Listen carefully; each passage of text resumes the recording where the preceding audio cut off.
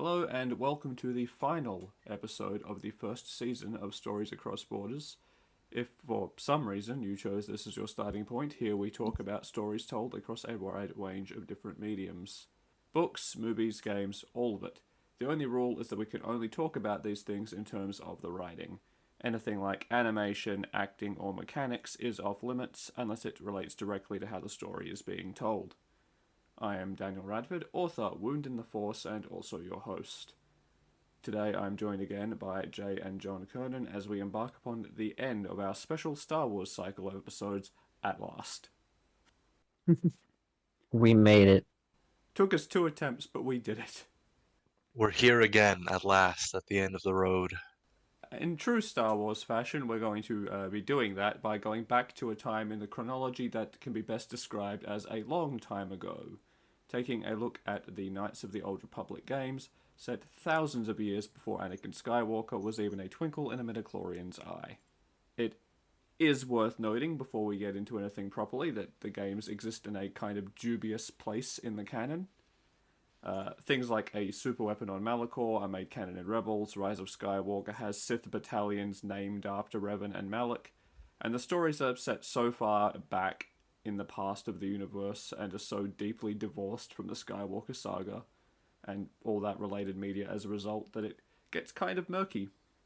At the very least, things with Knights of the Old Republic are simultaneously too detached and not under the Disney or really mainline canon umbrella to be fully canon, and yet at the same time too good, important to building certain things, and really more importantly just beloved by the Star Wars fan base for them to just completely discount either. There's a lot of extended universe stuff that people can grumble and groan as it's begrudgingly kind of swept under the rug by Disney, but I feel like they can't truly get rid of the Old Republic. No. The MMO is still going.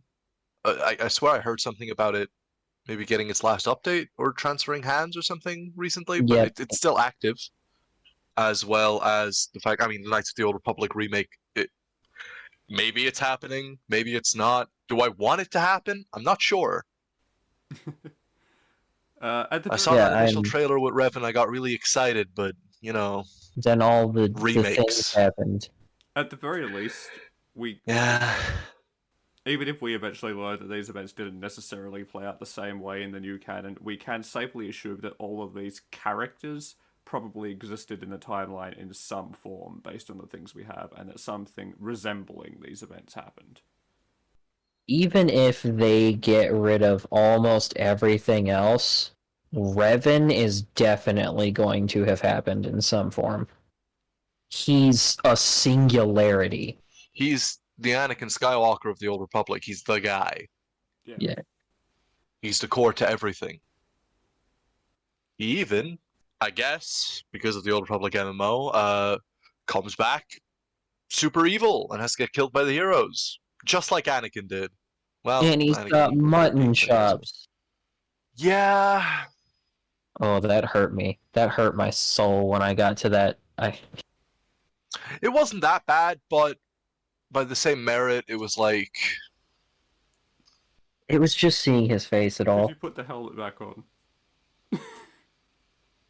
He was based off of the quote-unquote canon Revan appearance.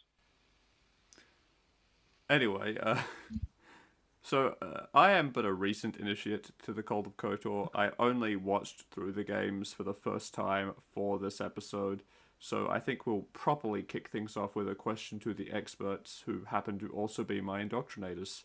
Why do you like these games? What do you like about them? What makes them occupy such an important place in the mythos of Star Wars for you? What a horrifically difficult question. You're welcome. Oh man, it's got too many answers. I guess where I'd start is that it takes so many of these core concepts to the Star Wars world building and the universe that's created, and it expounds upon them and asks questions that the movies and other media doesn't ask, that they're really good questions. Like, what is the Force? Is the Force good? Are the Jedi good? Are the Sith bad? Why are they like this? What made them like this? What are the core tenets to their philosophies? Is there anything redeemable in any of those philosophies? I believe it was KOTOR, or at the very least, it was KOTOR that really solidified and brought to the forefront of our attention the fact that the Sith also have a code. It's never mentioned in the major forms of media, but they have codes, they have tenets, much like the Jedi do. And we just get to see an expansion on so many different things that are brought to us as ideas in the movies and associated media. It's definitely And I feel like KOTOR takes the deep dive into those themes and really just kind of gives us what we're asking for. It gives us more. it was definitely Yeah, the first time absolutely. I've seen anything in this like franchise truly explore what the Sith are. Oh, Yeah, yeah. and on my end, it's the simplest answer is that it was my very first genuine exposure to the expanded universe of Star Wars and made me realize just how much I love both the world and the main aesthetics of Star Wars and how good it feels to experience it unshackled from how much more narrow the focus of movies has to be. And besides that, there's so many little things. Before I saw Knights of the Old Republic, I almost couldn't conceive of a game that had choreography like that. To me, RPG combat was still like World of Warcraft, two people standing there slapping each other and numbers appearing above their heads. So when I saw people ducking, dodging, doing reposes, and like trying to roundhouse kick each other and actually clashing swords, that right away blew my mind. Combine that with actually getting to see lightsaber struggles and the flashes and hear the good brain chemical noises that make happy. That was great. And like I'd never played an RPG before like that like with companions that I actually cared about and could get into. I know it wasn't the first one to do that, but it was doing that and in Star Wars at the same time, which was a lot of fun to me, especially being able to factor in the dark and light side of the Force because it's different from just a morality meter. Well, it's less different from a morality meter in practice for how the games actually play, but Conceptually, it's different than a morality meter. In universe, it's different than a morality meter. Much as I love KOTOR 1 and KOTOR 2, they do just use it as a morality meter for the player. Now, they do yeah, explore, in the narrative of the game, they explore the differences between light and dark and what they mean. But in terms of, like, the player in the story, it's one of the only things that I will make a negative comment about when it comes to KOTOR's story, is that they talk up how complicated the Force is, how diverse and strange it is as a concept, as a thing. But then for your character's own morality, oh, you kill the man, dark side points, ba ba ba ba ba ba, and that's walk it really. grandma across the street, get good boy points, kick the puppy, bad boy points. Yeah, I mean, Yeah, I'm not gonna lie to you guys.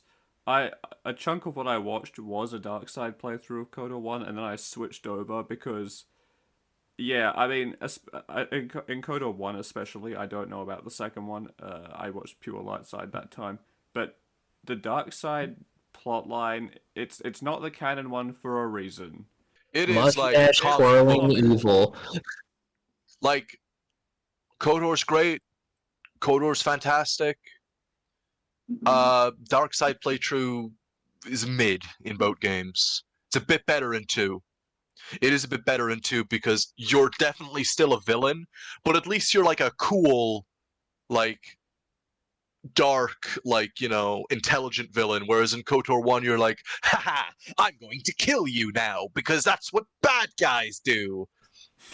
That's, I mean, a lot of people You may want me not to go on agree. some sort of stupid quest and complete a goal and perhaps ponder a philosophical concept? What if I just stabbed you and took your money?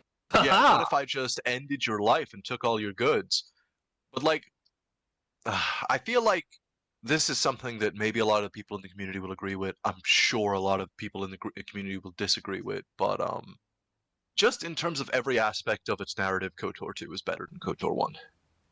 Oh yeah, Pretty much. just would say almost so. every single one. People love Revan. They love the twist, and the twist is good. It's a good I twist, am even if you gonna see it get into coming. that in a second. Like you may see it coming, but it is a good twist. And it's a good story beat, and a lot of people were really into it.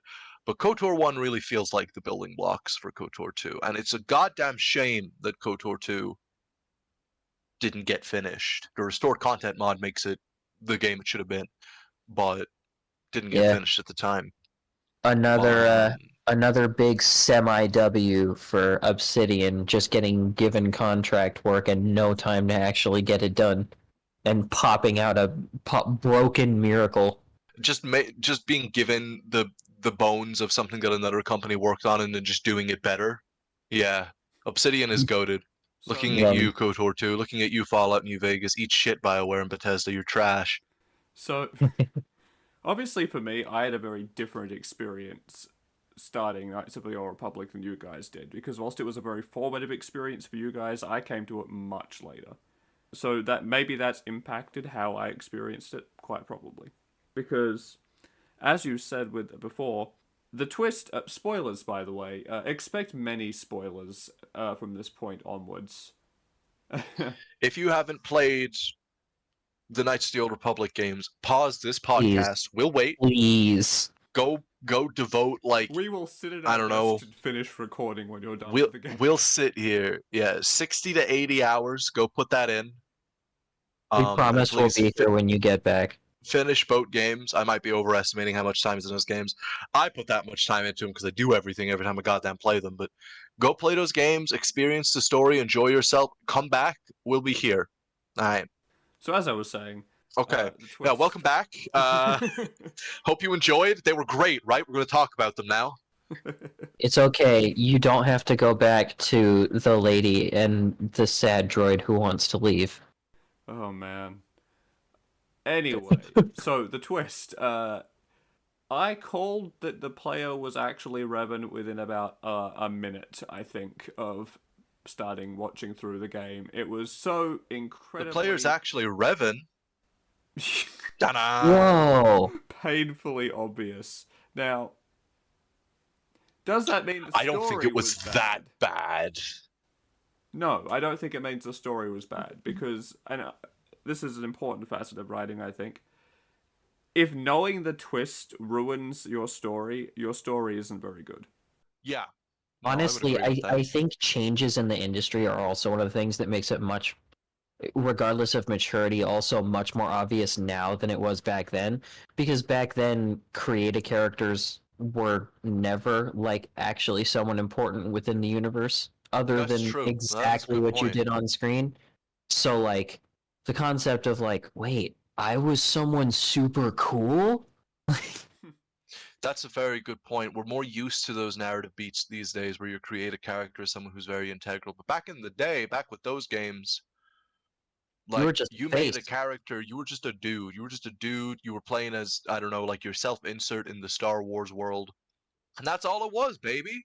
That's all it needed to be. Yeah. But then Knights of the Old Republic came around and said, hey, yo, by the way, you committed genocide. And it's like, I did what? I'm sorry? Yeah, it's... See, that's the thing. Definitely having more exposure to these more complex plot beats and things like this, coming into it later on, probably had an impact on it for me. But by the same token, even if that's not the case and it just is painfully obvious, I don't think it matters overall for your enjoyment of the game. It's cool. It might be cool if it catches you by surprise, but I don't think it hurts the central question that KOTOR 1 is asking primarily, which is, if you do some truly horrible shit and then get amnesia to the point that you remember none of it, you're basically an entirely new person, are you still guilty? Do you still Yeah. have a I would say that responsibility to even atone for those actions? Can beyond that, Megatron Are truly you help still out good the or good evil? guys?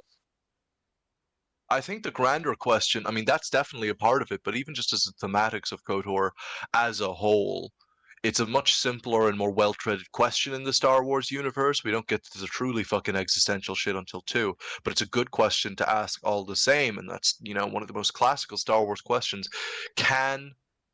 Is redemption possible? If you are someone who has become truly twisted, can you be redeemed? Yeah. If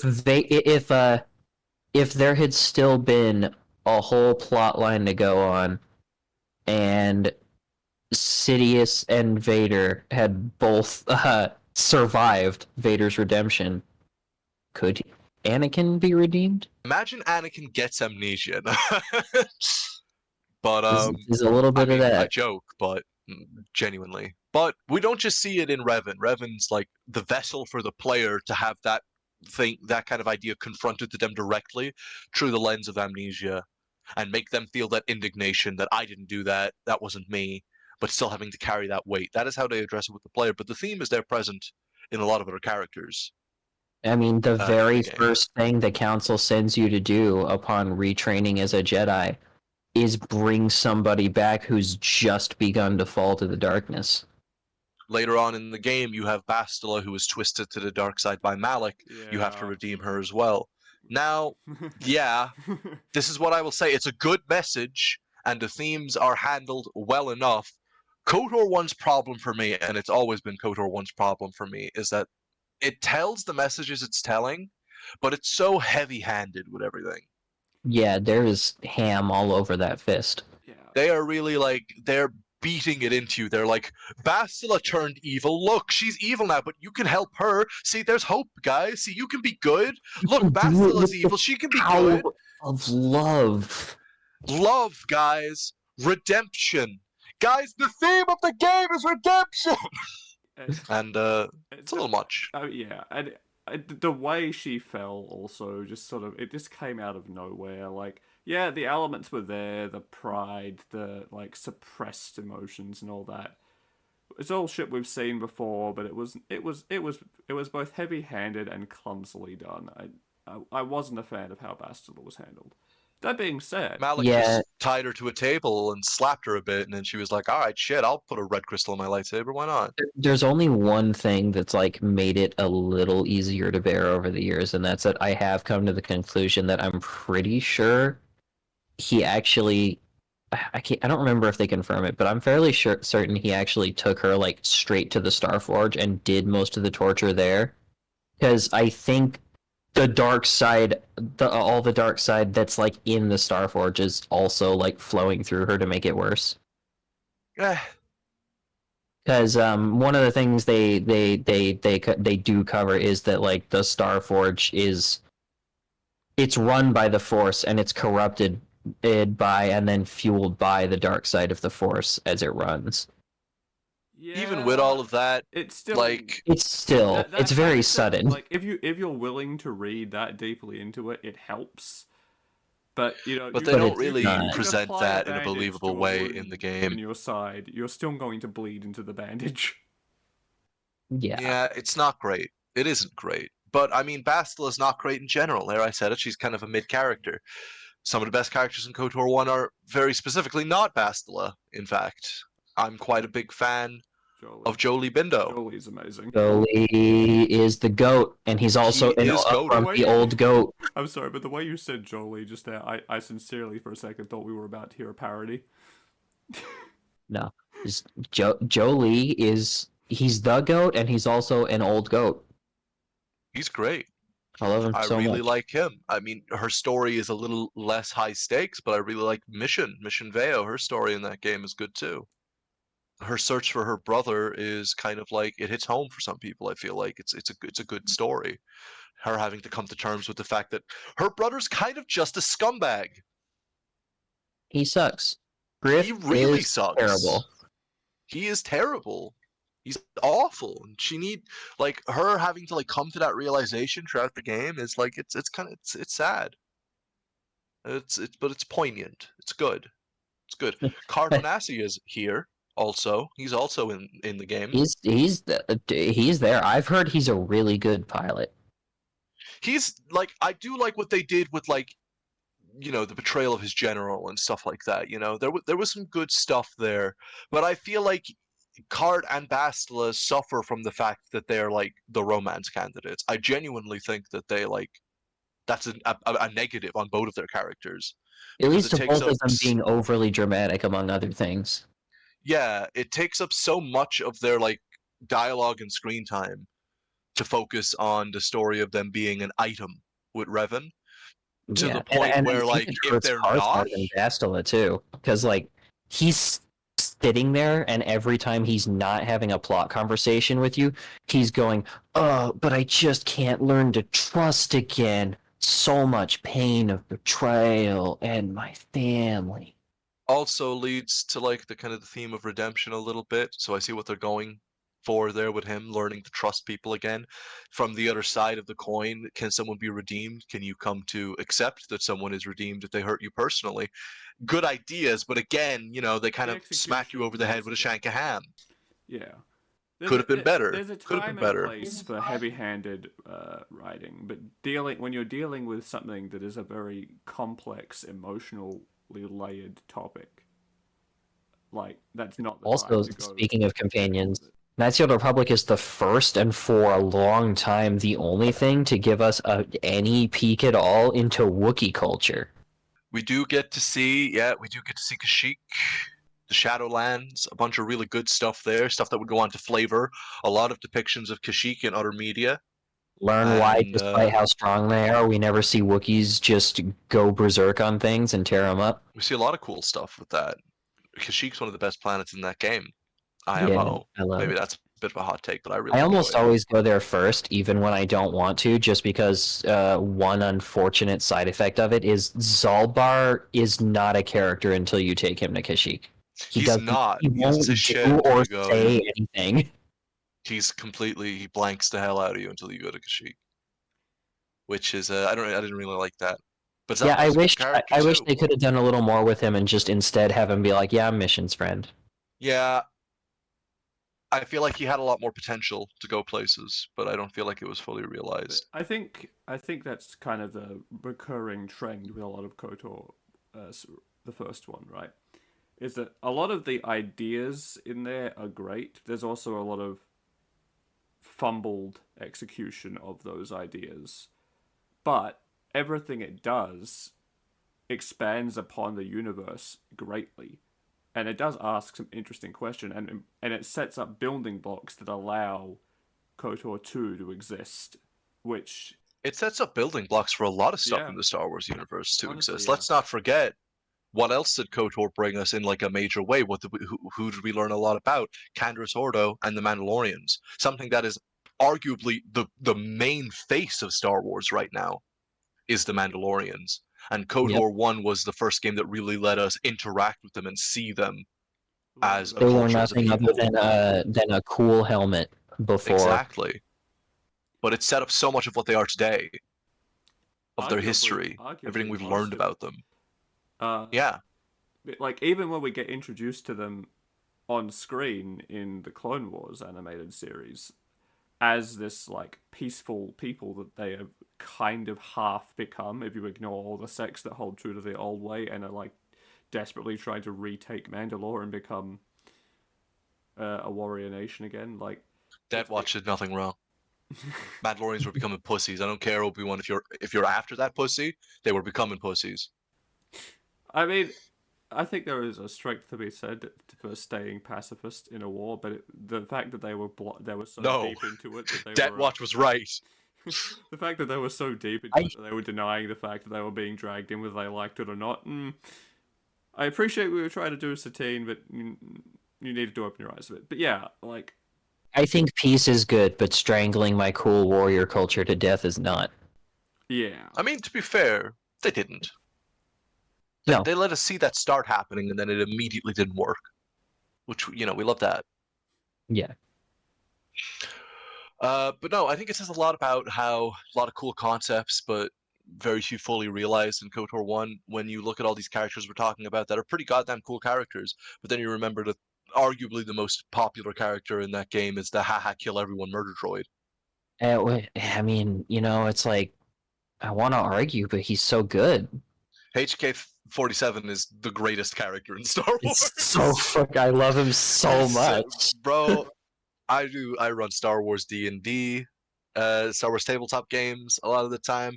I always put a HK droid in there because there is nothing more entertaining for my players or myself than me being just an absolutely psychotic machine. It is hilarious, and he is great. And like he is terrifying. Like you stop and you think about what HK-47 is saying for any amount of time, and you realize that it's like fucking wildly psychotic, but Yeah. it's also funny, and he is weirdly in the most backwards, like flip it on its head concept kind of way. He is still the funny droid that is the comic relief Yeah. for the story, but rather than being a blubbering, blistering, funny guy who's always trying to help, he just wants to kill everyone, and that's great. He's much like R2. Really. Yeah. And if you ever look at him and be like, "Why are you such a psychopath?" He'll just all he'll have to say is like, "I was made to be this. I'm doing what I'm supposed to, and it's fun."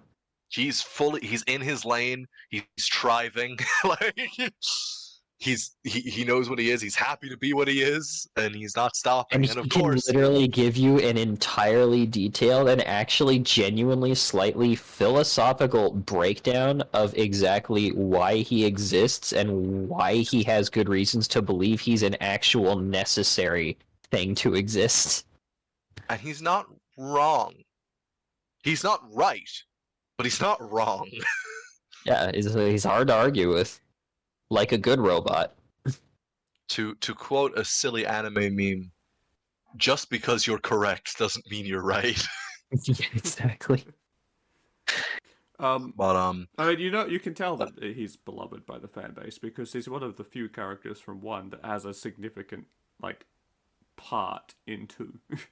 bro, not only is I was about to say this, not only is he so did Obsidian pick up that people loved him so much that he's in the next game as a party member. They also just He's in made the Old more of him. Republic.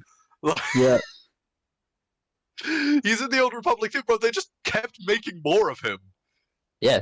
Because to be fair, even in universe, you see HK-47, you're like, bro, that guy is good at what he does. We need that. We need that guy. Make us that guy.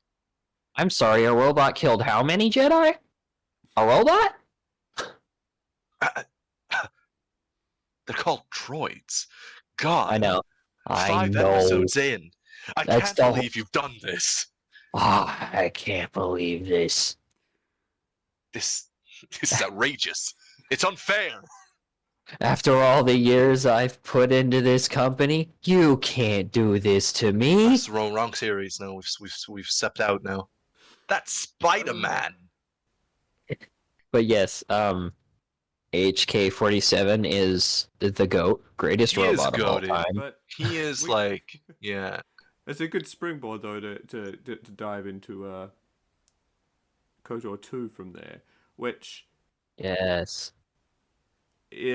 contains one of, if not my favorite character in the Star Wars mythos, and is honestly, it just tightens up all of the writing mistakes or faux pas or just clumsy bits of 1, while still greatly expanding upon the universe and adding more to it and asking some very interesting questions. There's KOTOR so much. appreciates cranky old people. There's so much going on in KOTOR 2 that we could, and people have, devoted multi-hour long video essays focusing on singular characters from this game. One of my favorite ones is like 8 hours long. You could easily finish the game before that video is over. You could watch It's so good. all of our Star Wars episodes in sequence and still, whilst that was playing in the background, and still have time left on the essay. It's wild. Yeah. And I mean, when we talk about KOTOR 2, we have to focus in on, obviously, like, one of the reasons that game's narrative is so focused upon, and that is Kreia, Yes. Dark Treya, whatever you want to call her, the most well-written character in Star Wars, arguably. The biggest thing that makes Knights of the Old Republic 2 stand out is it is by far the biggest deconstruction of what Star Wars is that has been made still to date, and the main part of that is Rhea. She Rhea is herself is a deconstruction. she is what happens when you have a character like Anakin, you have a character like Revan, not exactly in like the heroic sense, but a character that has seen both sides of the coin. And rather than finding some sort of hope or some sort of truth or enlightenment in that, she has found nihilism. She has decided that none of it is worth it. She has seen all of Ironic. the pain and the anguish that the Force causes, because it does. The Force is playing games in the Star Wars universe, and the Jedi and Sith are the pawns. Is it a living thing? Is it like a sentient presence? Very arguable, but it is an entity, it is an essence that is manipulating things to go It a seems certain to way have to some achieve its sort of balance. will, and it makes the world go the way that it quote unquote wants to. Kreia is fascinating because she, in universe, asks the questions that a lot of the fan base has been asking.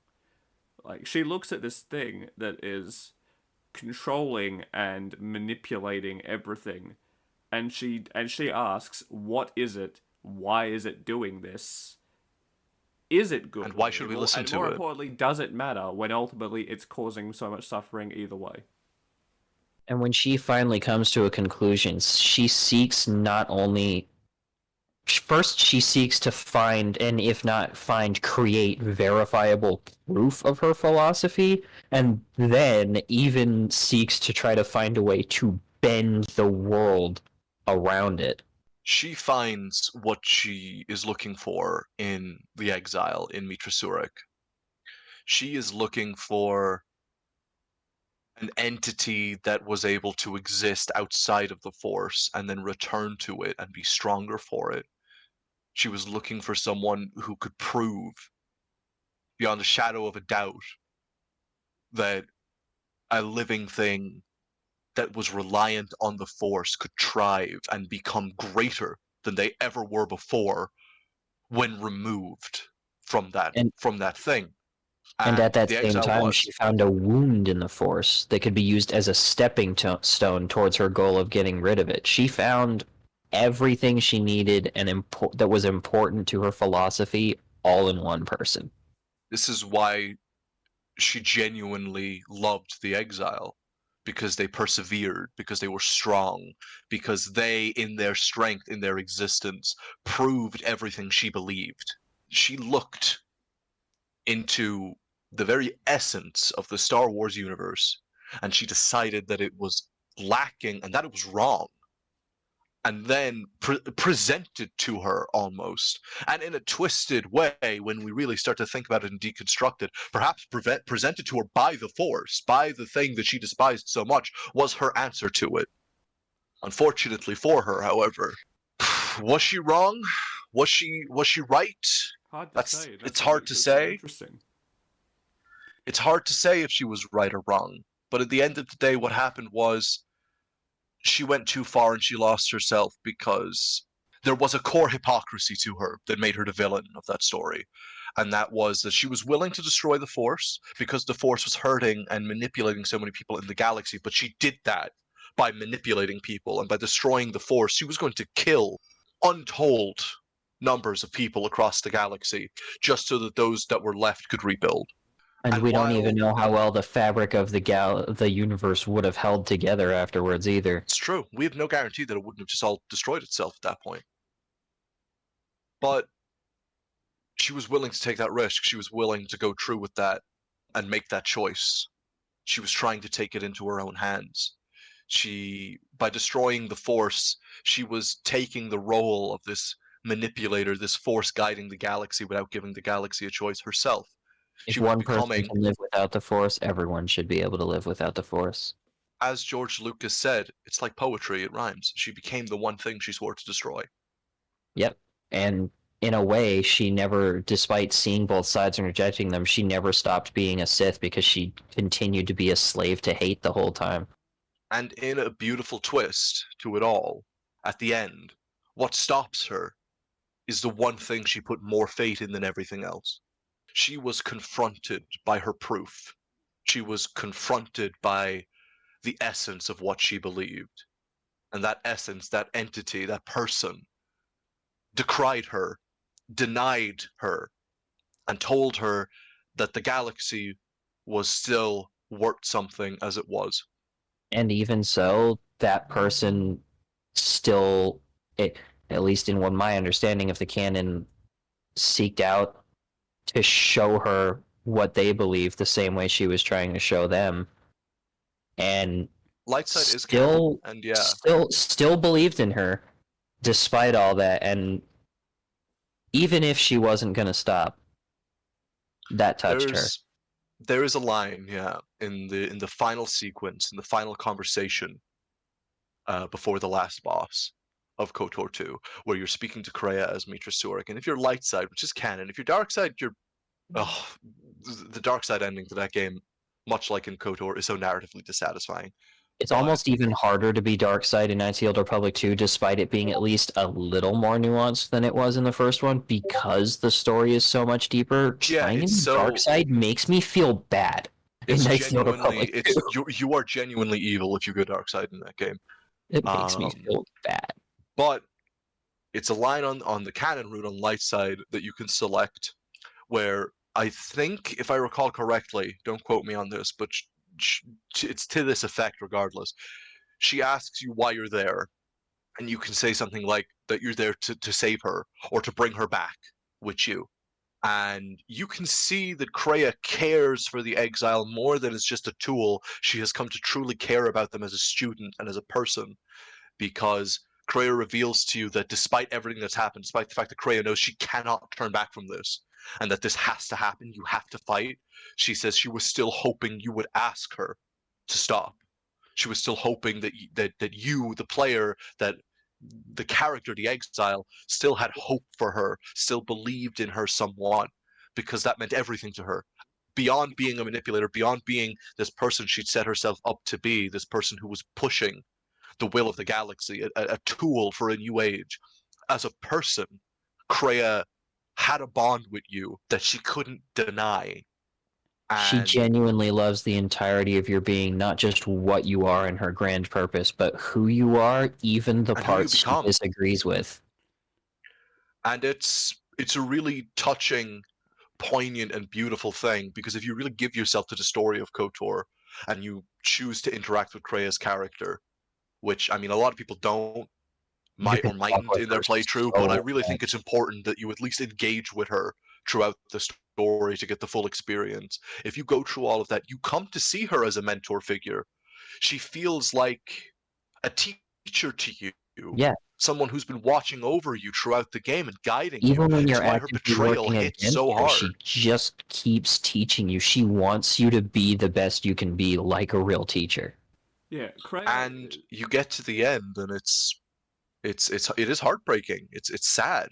Kreia is such a fascinating, like, multi-layered, compelling character because not only because of the bond she has with Mitra Surik, with the exile, in large part because of that mentor role she takes on in the narrative, as well as because of just how interesting her philosophy is, and truly, what just such a fantastically written character, and a very brave character to write into the Star Wars universe, especially because she was kind of the first of her kind, still arguably the only one of her kind, the first one to look at the Force and question it and go, what are you, and are you a problem? And that, when you think about, like, the Force is Star Wars in so many ways, that was, at least back then it was. Now we have the Mandalorian and stuff like that, but back then the Force was everything. And to have a character Yeah. look at that and look at its place in the universe and in the mythos and go, are you an enemy, basically? It's You not what's even asking the wrong? question. She Yeah, decides it is. she decided it is, but I'm She talking from, like, a denies it. narrative perspective. Oh, Yeah, from just the question in general. yeah, Yeah, no, for yeah. sure. That was very bold and made it, and that's one of the things that makes KOTOR 2 so compelling. For me, the most interesting part of it. Although, I also think it's important to look at the other very important through line through the story, which is the fact that so much of the narrative is built on one horrible decision made during wartime and its lasting effects.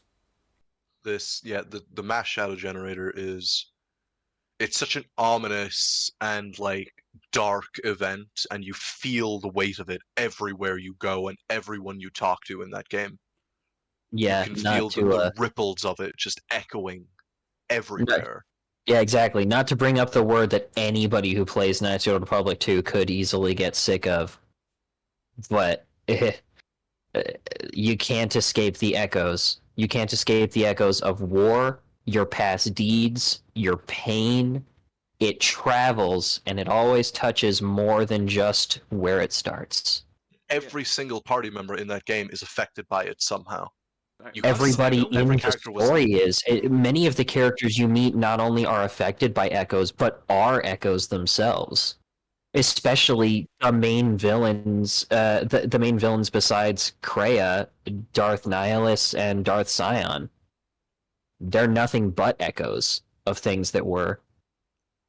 Nihilus especially is a wonderful parallel for the journey that Zurich takes in a much more direct and obvious way in the game itself even. Yeah, Both born from nihilism the is a same major events. theme in Knights of the Old Republic too, and you could argue that Freya and Nihilus are the two potential extremes of nihilism. I mean, Yeah, I can see it. Scion is the other side of that in a way. Like he's not he's not looking at everything and going nothing matters. He's almost looking at everything and going it matters too much. Like his whole thing is he is sustaining himself purely on hatred and rage that stems from that He one can't let event. go of anything. He is the embodiment of this idea of echoes, of the butterfly effect, of you made this one horrible choice and it's going to keep affecting the world for generations. He is the embodiment of that because he's holding on to the hatred from that event. And that's why he doesn't die. He can't die. Breaking until he lets news. go of it. Man literally too angry to die. Yeah, and But like much for real. and there's a lot of different things to him, but what it always feels like Scion represents to me is that like mistakes, but especially pain and anguish, they don't just go away and they don't just hurt one person. Exactly. And he is literally the physical manifestation of the exiles, and it's both something. The like engineer guy who built it is part of your party. It's both something, right? Bowdor. Bow, yes. Baodur, yeah, we love him. Mr. Bowbun. And Delicious. also Revan, because Revan, in fact, was such a big part of like he is the living embodiment of being haunted and stalked by your choices and the choices you've made. And it does tie into again, those themes of like, is redemption possible? Things like that as well, which is just a common through line through all of Star Wars, and it always will be. It's such an important part of the mythos, but it does so in a very it's done in a very different way, because it's less the question of can you be redeemed. It's almost asking should you be. Yeah, Scion and Nihilus are the ghosts of war, and especially the ghosts of Malachor. And Nihilus even is almost a failed prototype of what the exile is to Kreia. He fell into the same situation, and he fell to what took the Force away. That moment where the exile ran away from the Force still killed Scion, and the one little thing that let him cling to life consumed him and became his entire being. Yeah, it's something that doesn't that I guess it's the common trend of KOTOR too. Is it something that that doesn't get addressed often in the Star Wars canon, in that mythos, is that doing something like these major events, things don't just stop at them. Like we talked about very favorably about what's going on with the Mandalorian and the Star Wars TV series right now, about how they're actually addressing, the consequences of the fall of the Empire and things like that. But for a long time, that was very absent, and the only real example of that sort of thing happening was KOTOR, specifically KOTOR 2, where they look at this and go, okay, this horrible thing happened, but how did it actually affect the world, or the universe, the galaxy, whatever, and how did it affect these specific people who were involved in it? And how is it going to continue to affect the world and the people within it for generations? Because that's a lasting horror, that atrocity, that's not going to go away. It's kind of like it's the Star Wars equivalent of Hiroshima and Nagasaki, where for generations onward, the world is still feeling the effects of the decision to drop those bombs. To this very God damn day. it, guys! You're making Star Wars too real again. But that's what it is. Like, that's the thing. Like, I mean, it's like in universe, it's worse because it's wiping out a planet, and then some. It's that sort of But thing yeah, there's where, and the people who engaged with that and who were responsible have to grapple with it and constantly have to ask you, would I do that again? Would I make that choice again? Was it the right thing to do? And do I, and I believed I was doing the right thing at the very least. And do I deserve to be forgiven for that? I mean, I think we see a lot of that in Baldur, because he genuinely seems to really struggle with the fact that he made this, he built this thing, and look what it's done. He did. Yeah, he's in a way a crippled war veteran, much the way the Exile kinda also is. The Exile. So many characters in that game are reflections of each other, but just in different ways. I also definitely, since we talked about her so much, is like the great thing. There's two definite quotes for anyone who's not going to actually play the games I want to share with our audience from Kreia before we finish, regardless of where else we go with the time left. Because I think they say so much about who she is and why she believes what she believes. And like, first big one is actually just her talking to Mitra Surik herself in one of the early conversations you can have with her, that I think talks a lot about her being a teacher. And that's when you ask her what she is, if she's a Jedi or a Sith, she says, does it matter? Of course it does. Such titles allow you to break the galaxy into light and dark, categorize it. Perhaps I'm neither, and I hold both as what they are, pieces of a whole. Know that I'm your teacher, and that's enough. Which kind of allows you to twist your head and be like, okay, fine, then what were you? And that's when she gets a little more serious and kind of looks at you like she's annoyed and says, what do you wish to hear? That I once believed in the code of the Jedi? That I felt the call of the Sith? That perhaps once I held the galaxy by its throat? That for every good deed I did, I brought equal harm upon the galaxy? That perhaps what the greatest of the Sith Lords knew of evil, they learned from me? What would it matter now? There's only so much comfort in knowing such things, and it is not who I am now. I love that one. Yeah, I mean, Sorry, you're not actually allowed to read that on the stream. Your influence with Kreia isn't high enough, so you gotta edit Wow. that out now. Crap, you're right. I gave that beggar $5, Yeah, and she scolded hates me. you. You're out. You're out. but I mean, that's the thing. Like, with all these reflections and stuff, Kreia quite noticeably doesn't seem to have a true reflection in the cast until Vampire? you realize that Kreia's reflection is the Force itself. Fair. I think that's definitely a good point. That's how how central and important she is. That her narrative mirror is the Force. Yeah. And then, the other one, way shorter, but well, actually no, not shorter when you go through the full thing, but I'm only going to fully quote part of it. Possibly, definitely one of my favorite quotes in all of Star Wars. When Mitra goes to reunite the Council, gets them together, and they're going on their little rant about how they interpret what happened to Mitra and how she is and why she's exiled. And as they're telling you how broken and a shadow of who you once were you are. Krea's right there, echoing, mirroring, and opposing what they say. Master Frooks says, "You were deafened." Krea says, "At last, you could hear." They say you were broken. She says you were whole. They say you were blinded. She says, "And at last, you saw."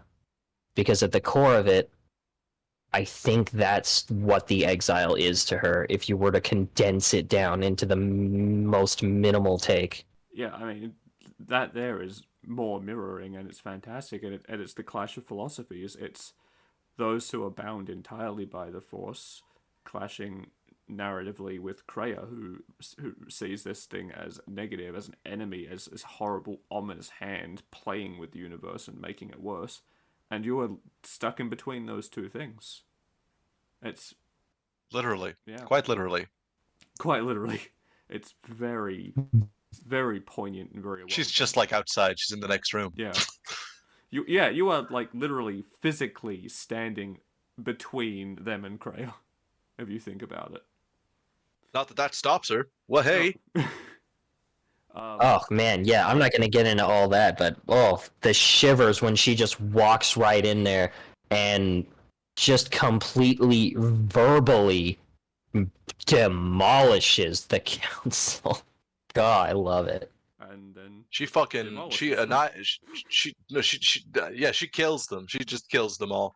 There are a lot of people who've like defeated the Jedi in various ways, but as thoroughly as Palpatine like politically defeated them, Kreia philosophically beat them. I remember when I was a little kid when I first played that game. Not a little kid, but I was too young to fully grasp the philosophical themes flying in front of my face. So I just really liked Kreia. She was Star Wars mom. And it's like, we did it, Kreia. We found all the Jedi. And then she kills all of them. And my dumbass doesn't fully understand it at the time. I'm like, Kreia, how could you do this? Yeah, I was the same way. I was like, I worked so hard. Why did you do that? Shut up, you'll understand when you're Literally, Star though. Wars mom. Literally, actually, shut up. You'll understand when you're older.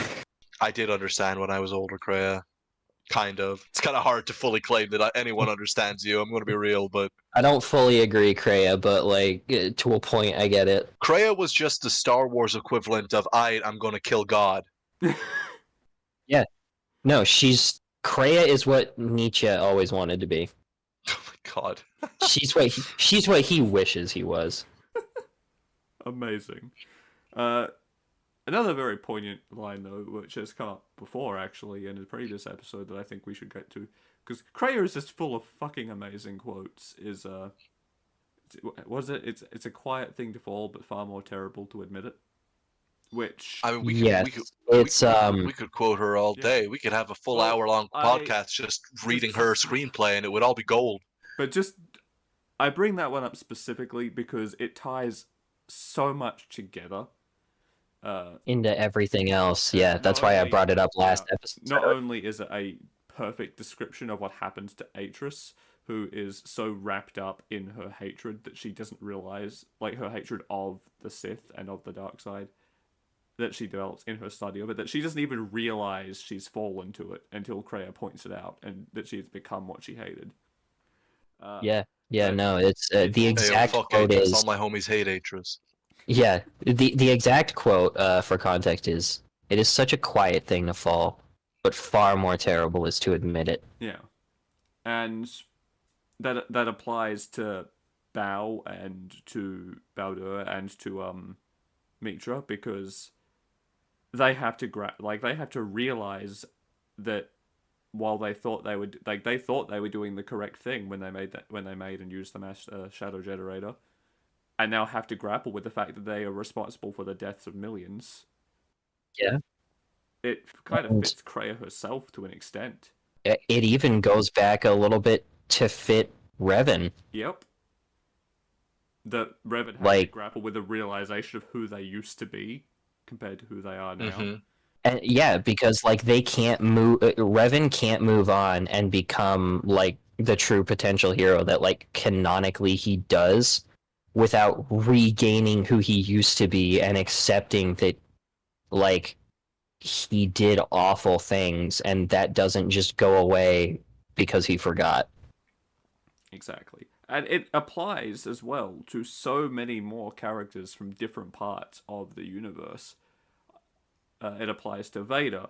It applies to Han Solo. It applies to Kylo Ren, to Rey, even sort of.